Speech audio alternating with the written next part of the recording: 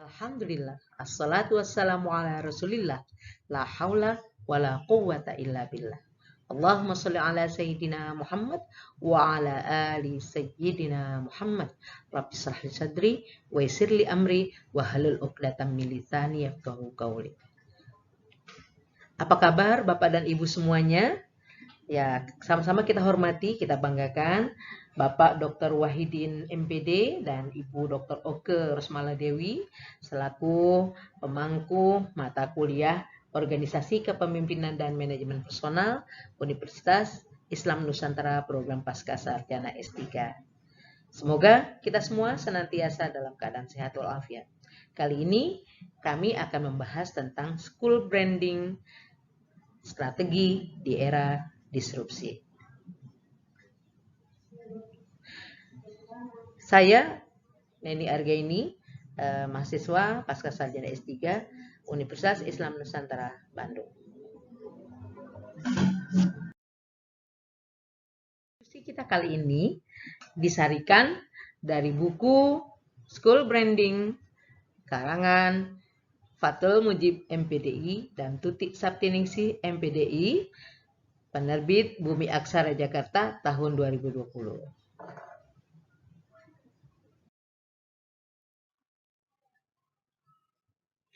Sebelum kita membahas lebih jauh, tentu saja kita harus mengerti dulu apa itu school branding.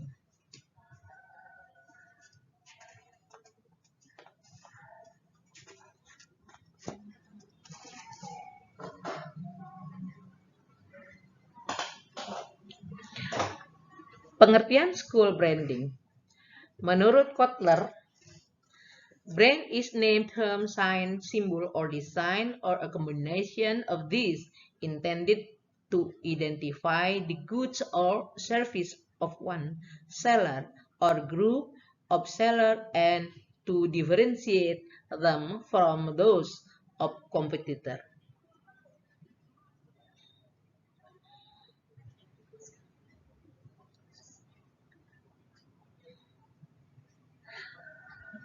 Oke, menurut Neumeyer tahun 2003, branding berarti suatu pernyataan mengenai siapa, identitas, apa yang dilakukan atau produk jasa yang ditawarkan, dan kenapa suatu merek layak dipilih atau apa keistimewaannya.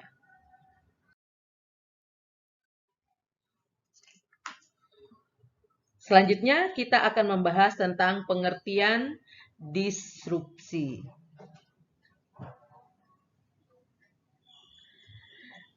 Disrupsi adalah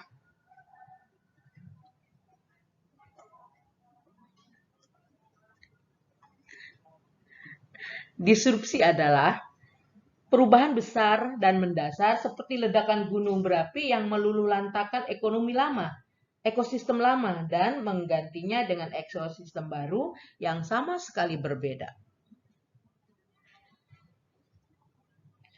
Disrupsi menyebabkan 30 sampai dengan 40% pekerjaan lama hilang, berkembangnya kecerdasan buatan, penerapan teknologi nano di berbagai bidang, dan rekayasa genetis jutaan orang kehilangan pekerjaannya. Disrupsi menyebabkan ilmu pengetahuan yang diperoleh dari lembaga pendidikan kehilangan relevansinya.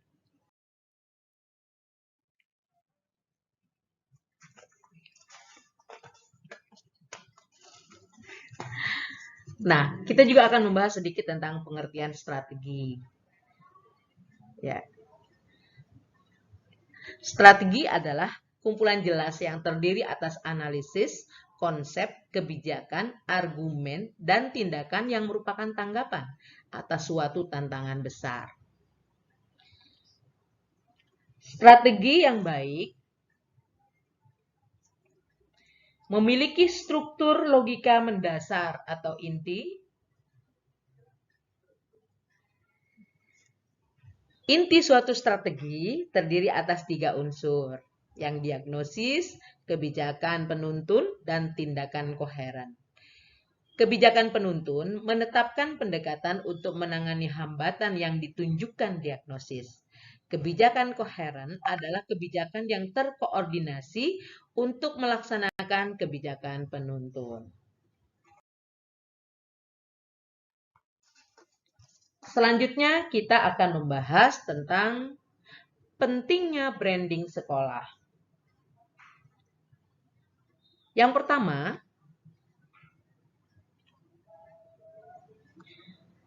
brand adalah sebuah identitas yang dibuat oleh orang-orang pemasaran agar memudahkan konsumen dalam memilih sebuah produk. Itu menurut pendapat Sili Agung Wasesa pada tahun 2011. Yang kedua, unsur pembentuk brand. Untuk unsur pembentuk brand, yang pertama identity, yang kedua trust, yang ketiga design, yang ketiga value, yang kelima strategi, logo, marketing, and advertising. 8 unsur yang saya sebutkan tadi itu merupakan total quality education. Sekolah perlu memiliki gambaran yang lengkap tentang dirinya. Gambaran yang lengkap tentang dirinya kita sebut branding, ya. Branding sekali lagi unsurnya adalah identity, trust, design, value, strategi, logo, marketing, dan advertising.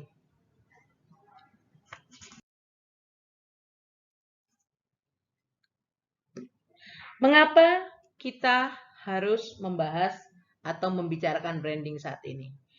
Karena ada tantangan dalam hal pemasaran sekolah. Tantangan yang pertama adalah bagaimana mempertahankan murid sebelumnya untuk tetap meneruskan pendidikan ke jenjang berikutnya pada pendidikan yang sama, pada lembaga pendidikan yang sama. Kita sudah mafhum ya, bahwa sebuah lembaga pendidikan khususnya swasta terdiri dari beberapa lembaga berikutnya seperti RA melanjutkan ke MI, MI melanjutkan ke MTS, MTS melanjutkan ke MA, atau SD, SMP, SMA, SMK, dan seterusnya. Yang kedua, brand image sekolah yang tidak sesuai dengan ekspektasi pasar. Ya, ini masalah serius ya, karena seringkali brand image dibangun oleh pendiri, sementara tidak sesuai dengan kehendak pasar. Yang ketiga, demografi dan tingkat income target pasar yang tidak dapat menjangkau biaya pendidikan. Ya, ada juga karena memang lembaga tersebut ada di pedesaan atau di komunitas yang luas, pendapatan yang sangat terbatas, maka bisa saja bahwa brandnya sudah sangat bagus, tapi pasar tidak menghendaki atau tidak memiliki biaya untuk masuk ke sekolah tersebut. Yang keempat, ya, kurangnya pengetahuan strategic alliance dan budgeting program yang berorientasi pada pemasaran. Ya, ini tantangan-tantangan yang dihadapi oleh pemasaran sekolah.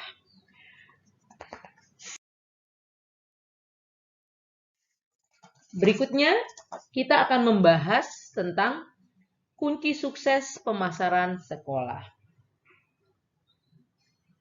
Biar bagaimanapun, sebuah lembaga pendidikan tidak bisa dikategorikan sukses apabila sebagus apapun lembaga pendidikan tersebut, apabila murid-murid yang bersekolah tersebut menjadi sangat terbatas. Yang pertama, kita harus memahami produk atau jasa bidang pendidikan, baik dari karakter, jangkauan pasar, persaingan, hingga positioning yang ingin dituju oleh brand sekolah atau pendidikan. Caranya bagaimana memahami? Ya tentu saja dengan menggunakan riset ya. Jadi kita mengawali kegiatan-kegiatan selalu dengan riset ya. Jadi bukan berdasarkan asumsi pribadi atau asumsi pemimpin semata. Yang kemudian yang kedua,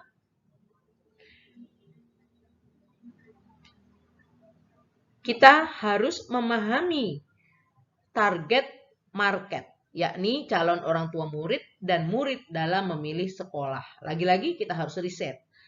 Pasar maunya kemana? Apakah pasar menghendaki sekolah? Ada beberapa kategori di sini. Ada sekolah yang bermutu dan orang tua mau mengeluarkan biaya untuk pendidikan bermutu. Ada yang kedua, orang tua ingin sekolahnya mendapatkan pendidikan bermutu, tapi dia tidak punya kemampuan untuk membiayai pendidikannya. Ada juga orang yang tidak peduli dengan mutu, tapi dia punya kemampuan untuk membiayai. Ada juga orang yang tidak peduli mutu, juga tidak punya kemampuan untuk membiayai. Kita harus memposisikan pasar kita yang mana untuk mendapatkan kesuksesan dalam pemasaran sekolah. Yang ketiga, bauran pemasaran sekolah mampu menjawab ekspektasi pasar dengan tepat dan tetap mempertimbangkan pengembalian investasi. Dari pemilihan karakter target pasar kita mau milih di mana. Tentu saja kita juga memang harus mempertimbangkan pengembalian investasi. Perlu diketahui bahwa pendidikan adalah investasi terbesar yang dikeluarkan baik oleh negara maupun oleh pemerintah daerah, juga termasuk oleh orang tua. Ya, biaya terbesar dalam investasinya adalah di bidang pendidikan. Dan kita berharap investasi yang sudah digelontorkan tersebut tentu akan mendapatkan pengembalian pada saat yang tepat. Yang keempat, untuk suksesnya pemasaran sekolah, ya kita harus memiliki perencanaan yang akuntabel, konsisten, dan disiplin dalam menerapkan rencana tersebut ke dalam timeline. Ya, jadi kalau kita gagal membuat perencanaan, berarti kita merencanakan gagal. Kalau perencanaan yang tidak dilaksanakan itu sama saja dengan tidak adanya keberhasilan. Jadi rencana yang akuntabel, konsisten dan disiplin dalam menerapkan rencana-rencana, kita harus benar-benar konsisten dalam pelaksanaannya. Yang kelima, kita memahami dan memanfaatkan momen yang tepat untuk melakukan kegiatan pemasaran sesuai dengan tujuan pemasaran. Kadangkala terjadinya kegagalan dalam pemasaran adalah ketidakmampuan seseorang atau marketing untuk menempatkan posisinya ya dalam memasarkan. Misalnya, orang yang sedang kita prospek itu dia tidak fokus kepada pemasaran produk kita, tapi kita paksakan untuk dia memikirkan tentang produk tersebut ya. Jadi memang dalam hal ini kita harus benar-benar bisa memahami dan memanfaatkan momen yang tepat untuk melakukan kegiatan pemasaran sesuai dengan tujuan pemasaran. Lagi-lagi memang kita membutuhkan konsentrasi yang tinggi dan waktu untuk memikirkan kapan kita akan melakukan pemasaran ya. Jangan sampai orang lagi sedang pemakaman kita prospek dia untuk masuk ke sekolah kita misalnya ya. Atau orang yang lagi asik membicarakan tentang sebuah lembaga atau apa, kita tiba-tiba masuk dengan cara pemasaran kita yang tidak tepat. Baik, selanjutnya kita akan membahas tentang strategi branding sekolah ya. Penting sekali kita membahas ini. Mengapa? Karena memang inti dari pembicaraan kita bagaimana kita bisa membuat strategi dalam membranding sekolah kita ya. Strategi branding sekolah, karena kalau kita sendiri tidak mengenal lembaga kita, bagaimana pula kita bisa memasarkannya kepada orang lain. Yang pertama adalah kita melakukan riset, mencari wawasan konsumen, menentukan tema atau ide, dan menentukan saluran komunikasi. Ya, tentu saja riset adalah yang pertama. Saya ambil contoh MTS Al-Jihad, kita akan melakukan sesuatu dengan pembiasaan riset. Kemana nih maunya konsumen kita? Terus tema apa yang paling pas dan bagaimana cara kita mengkomunikasikannya? Kemudian yang kedua, kenali keunikan sekolah Anda. Ya. Apa kelebihan dan kekurangan sekolah kita? Terutama keunikannya. Misalnya kita ambil contoh. Sekolah kita keunikannya adalah yang tidak dimiliki oleh orang lain. Misalnya sekolah apa namanya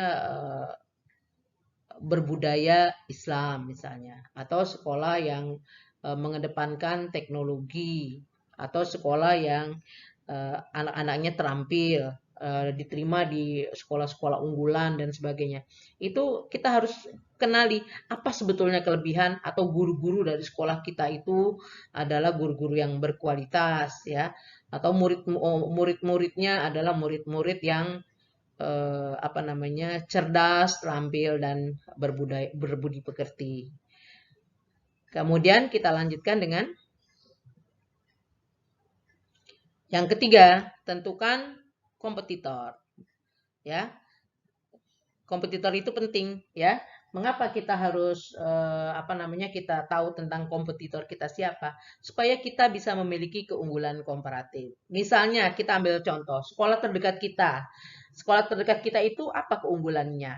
Ya, kalau keunggulan dia sudah misalnya di bidang apa yang namanya teknologi, mengapa kita tidak mengambil keunggulan lain, misalnya tentang keterampilan atau tentang apa akhlak atau tentang keunggulan-keunggulan lainnya. Yang berikutnya, apa yang harus kita lakukan? Yang pertama adalah tentukan fokus dan karakteristik brand sekolah kita. Yang kemudian yang kedua, memperluas branding. Ya, memperluas branding adalah kita mensosialisasikan bahwa brand sekolah kita demikian adanya. Nah, kita akan terus memperluas supaya semua orang bisa memahami tentang brand kita. Kemudian pastikan brand bukan hanya sebagai simbol, tapi juga kita akan terapkan dengan sungguh-sungguh melalui penjaminan mutu sekolah. Kemudian yang ketiga adalah apabila dirasakan bahwa branding tersebut perlu dievaluasi, maka kita lakukan rebranding kembali supaya branding yang kita lakukan ini sesuai dengan kondisi objektifnya maupun juga diterima oleh masyarakat. Yang berikutnya kita akan membahas tentang langkah-langkah membuat desain branding sekolah. Yang pertama, kita menentukan identitas brand, ya. Brand image-nya sekolah kita tuh apa? Kita tentukan, ya. Tentu saja kita berangkat dari visi, misi, tujuan dan target sekolah. Kemudian kita tentukan target pasar yang akan dibidik, ya. Target pasar yang akan dibidik. Kita tidak mungkin juga menjangkau dari A sampai Z. Kesulitan menjangkau siswa dari A sampai Z itu menyebabkan kesulitan kita menetapkan branding sekolah. Jadi kita harus menetapkan apakah kita bermain di di level masyarakat menengah ke bawah atau level menengah atau menengah ke atas, atau tadi kita bermain apakah di sekolah di komunitas orang yang sangat mementingkan mutu dan mau membayar, atau orang yang sangat mementingkan mutu tapi tidak mampu membayar, atau orang yang mampu membayar tapi nggak peduli mutu, atau orang yang tidak peduli mutu juga tidak mampu membayar. Ya, jadi kita harus menentukan target tersebut. Kemudian yang ketiga, guru dan karyawan yang di lembaga kita ini harus benar-benar menjadi brand yang memiliki posisi yang sangat penting. Ya, jadi mereka sendiri adalah sebagai orang-orang yang memang juga termasuk dalam branding ya. Oh, guru Al-Jihad disiplin. Al-Jihad yang dibawa. Dan seterusnya ya. Kemudian yang keempat, produk dan layanan yang berbeda. Ya, produk dan layanan yang berbeda. Ini bagaimana nih membuat beda ya. Saya terkesan sekali dengan beberapa sekolah yang membranding lembaga pendidikannya, misalnya ada sekolah yang berbasis alam, atau sekolah yang berbasis keterampilan, sekolah yang berbasis akhlak, atau sekolah yang berbasis teknologi atau berbahasa dan sebagainya. Nah, ini kita membuat layanan yang berbeda ini. Bagaimana caranya? Kita harus mencari sesuatu yang berbeda untuk mendesain branding sekolah kita. Kemudian yang kelima adalah bagaimana mengkomunikasikan untuk aktivasi brand baik eksternal maupun internal agar menstimulasi ya pembelian. Dalam hal ini bagaimana kita bisa mengajak orang-orang untuk bisa masuk ke lembaga kita. pesan yang tersampaikan dengan baik, memberikan bukti ekuivalen dengan interaksi. Jadi yang kita pasarkan itu harus kita buktikan juga dengan program-program yang ada di lembaga kita, ya. Jadi ada yang mengatakan memberikan bukti bukan janji. Janji harus dibuktikan gitu ya. Baik, kita lanjutkan. Ini contoh-contoh studi, ya, contoh-contoh kasus branding ya. Kita bisa lihat nih, ya, beberapa sekolah model. Kita lihat di sini ada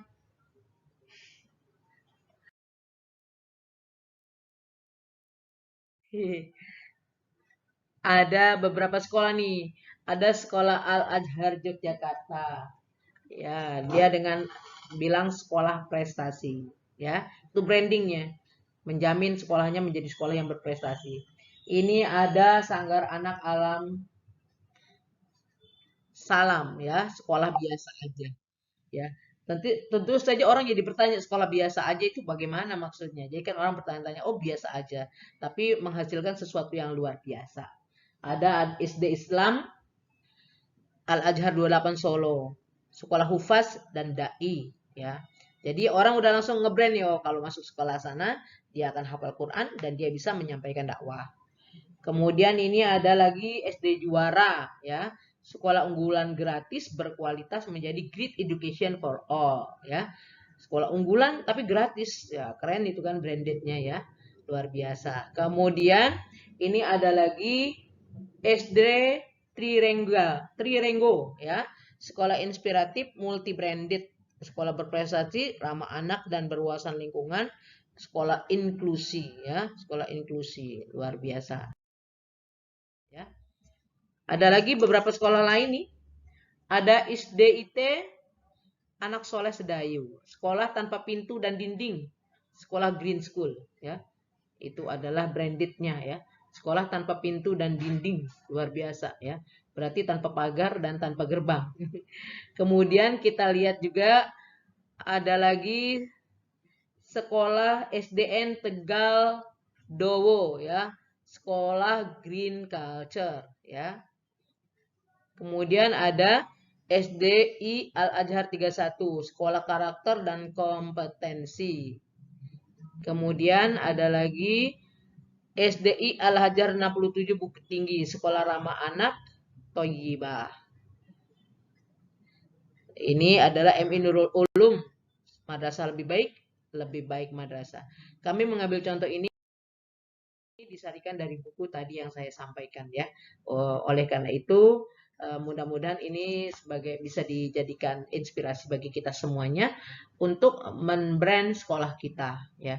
Ini adalah salah satu tugas yang disampaikan oleh dosen kami pada mata kuliah organisasi, kepemimpinan, dan manajemen personal. Mudah-mudahan ini bermanfaat dan mohon maaf apabila ada yang kurang. Kita bisa diskusi pada forum yang lebih tinggi lagi. Akhirul kalam, wallahul muwaffiq ila aqwamit thoriq. Assalamualaikum warahmatullahi wabarakatuh.